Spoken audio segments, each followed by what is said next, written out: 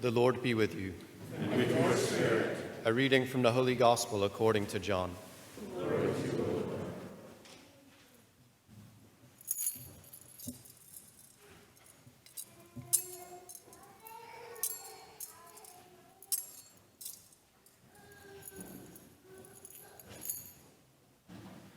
Jesus said, I am the good shepherd. A good shepherd lays down his life for the sheep. A hired man who is not a shepherd and whose sheep are not his own sees a wolf coming and leaves the sheep and runs away, and the wolf catches and scatters them. This is because he works for pay and has no concern for the sheep. I am the good shepherd, and I know mine, and mine know me, just as the Father knows me, and I know the Father, and I will lay down my life for the sheep. I have other sheep that do not belong to this fold. These also I must lead, and they will hear my voice, and there will be one flock, one shepherd. This is why the Father loves me, because I lay down my life in order to take it up again. No one takes it from me, but I lay it down on my own. I have power to lay it down and power to take it up again. This command I have received from my Father. The Gospel of the Lord.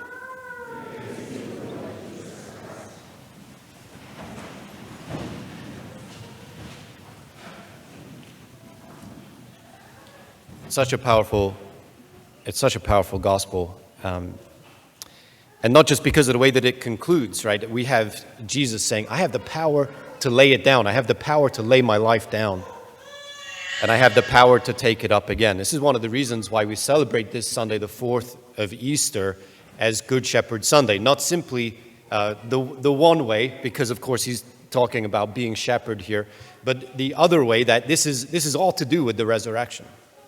This is all to do with the power at work in Jesus and working through him. The power, of course, God's own life of love. And it's saturated in this passage is saturated with it. So we see here at the end, what is power? I mean, we see, when we look on Jesus, we see power. We see true power. But it looks so much different from what we would otherwise imagine it to be. We sit in our room and we think about the most powerful person in the world. I mean, I dread to think of who you'd think about, except that many of you would think of Jesus. I think of Jesus. This is power. We look on him, the crucified one. This is power. And Jesus is rewriting even the concept of power around himself. But there's something more. There's something more at work here. He's rewriting the concept of Messiah around himself as well, of God's anointed king. We see it in the first reading. I don't really want to flip back, but we see it in the first reading, where the disciples have just healed a man who's crippled. And they say, in the name of Christ Jesus, the Nazarene, we healed this man. But the language would have been heard to be different. It would have been heard as, in the name of King Jesus, the Nazarene. King Jesus did this. It is in his name and by his power that we healed him. It's part of his restoring the world movement. That's it, on display, in the flesh. So we ought to encounter Jesus as King, and this passage gives us a whole lot of power behind that concept, what it means, and what it means to the people that Jesus first uttered those words to, these words, and what it means to us, to whom he speaks these words today. So when Jesus seeks to elaborate on his concept of kingship, when Jesus seeks to advance his kingdom rule, God's kingdom rule into the world, he comes to this trusted image of shepherd and sheep. We may be inclined to think, well, of course, Jesus, being the master communicator that he is, of course, he can weave these images out of whole cloth. He can make them out of whole cloth. But it's not what he does. He's borrowing this great image from somewhere else. He's borrowing this image from Ezekiel chapter 34, I think.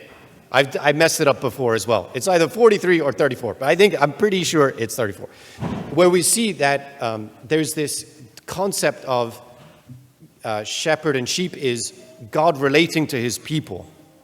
And actually what he says is it's very similar to the path that Jesus walks here to say, in condemnation of the false shepherds, God is speaking through the prophet Ezekiel. So he's saying, because they were in it for their own gain, I myself will be their shepherd. This is God. I myself will be their shepherd. He's working through that passage, and about 3/4 of the way or so through that chapter in the book of the prophet Ezekiel, we see also the mention of David. So David will shepherd my flock. And there's some kind of unresolved tension in that prophecy. The tension is, well, okay, who is it then? Is it God shepherding his flock directly? Is it David, the Messiah, God's anointed king, shepherding the flock with God watching over and guarding and guiding the whole project? When Jesus speaks these words to the crowd, who would have been very familiar with the prophecy, the tension will have been resolved. Because Jesus is both God in the flesh and he is God's anointed king. So I don't know if we experience the resolution of that tension when we hear Jesus say, I am the good shepherd. But we might hear resolution of other tensions that also exist in our own hearts and lives. Because when Jesus comes among his people as king, and it's clear, every step of the way, we see Jesus' claim to kingship all the way through to his enthronement and beyond, his vindication as Israel's true king. He is making that claim of authority known, the claim of power known, but power lived out in service all the way to the point of self-sacrifice, all the way to the point of death. He's making his kingship known, Jesus. And he's doing it against the backdrop, of course, he's not writing on a clean slate with this image, but he's also not speaking into a vacuum as it relates to the plight of the people of the day. The people of the day had any number of claimants to the throne, and not just the throne, the king of Israel, but the throne room of their hearts, right? The throne of their hearts. Who is to be king? Who is to rule? And this may be a tension that's resolved in us when Jesus says, I am the good shepherd. Because finally we hear the voice of the world's true king. And we know that we can trust and follow him. Right? So now in our day, it's not Herod who wanted to be known as king of the Jews.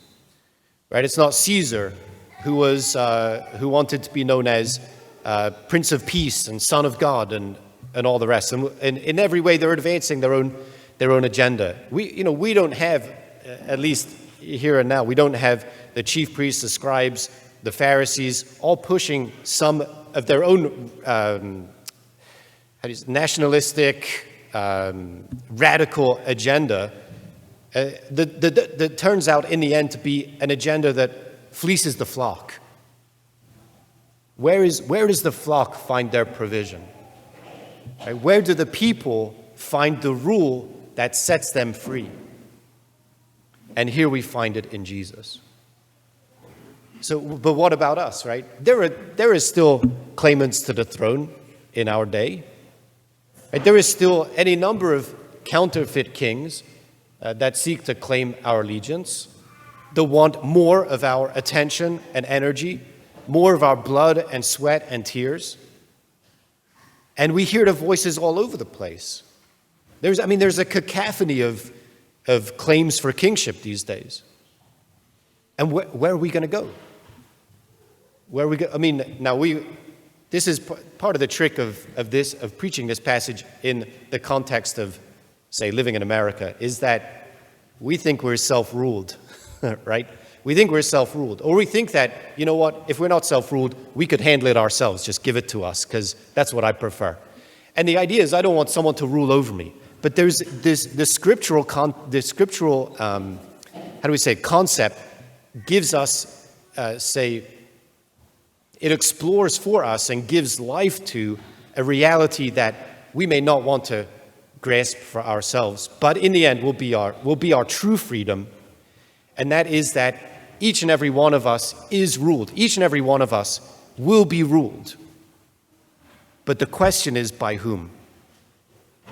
And here we have God coming forward in the flesh to lead his people into truth and goodness and beauty, to lead his people into freedom.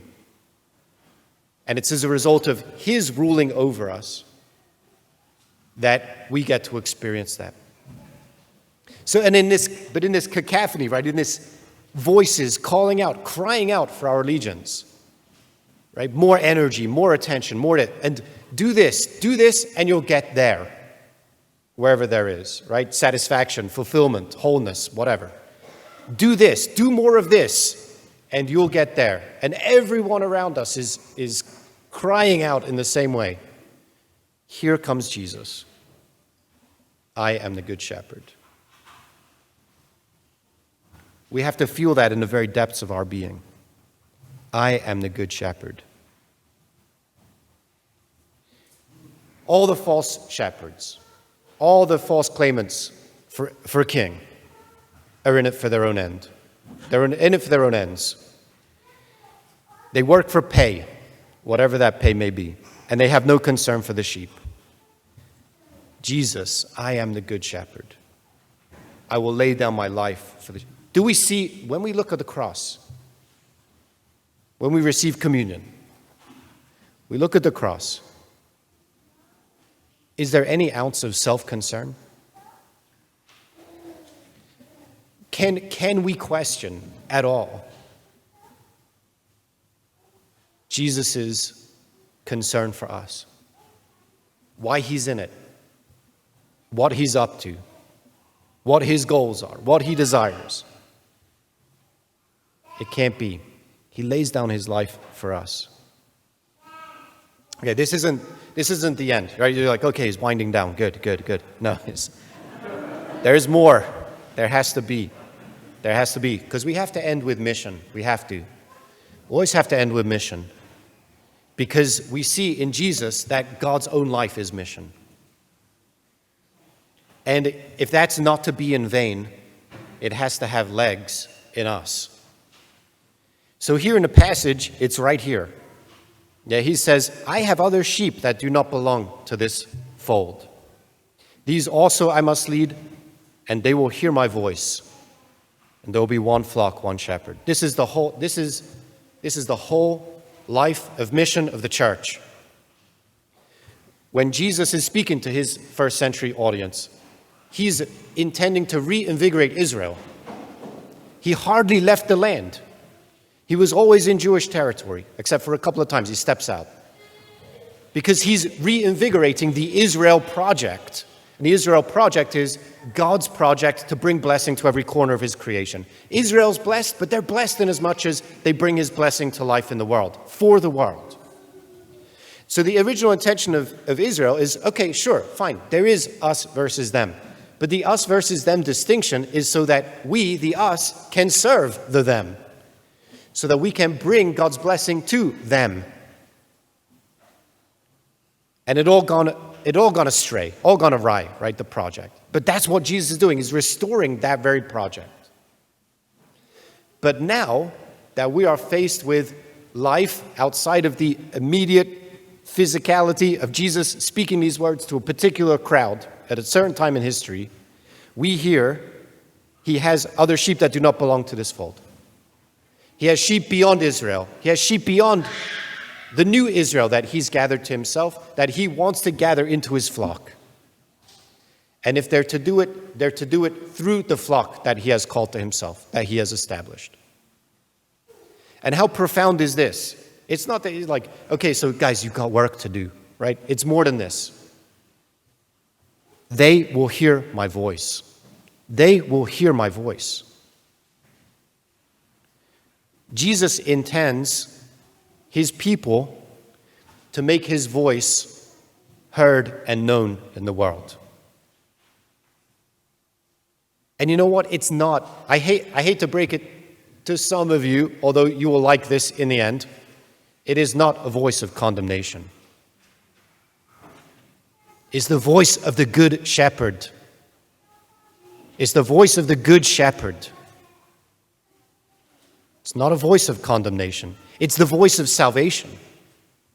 Now, if people don't want to accept the voice of love, of life laying down love, if they don't want to accept that voice, then all that there is condemnation. But we don't go with condemnation. It's ours to preach love. It's ours to live self-sacrifice. You know, in the Greek word for good, in the Good Shepherd, is kalos.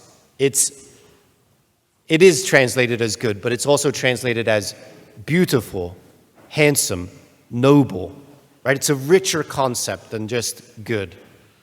And it speaks of the power of attraction that is at work in Jesus.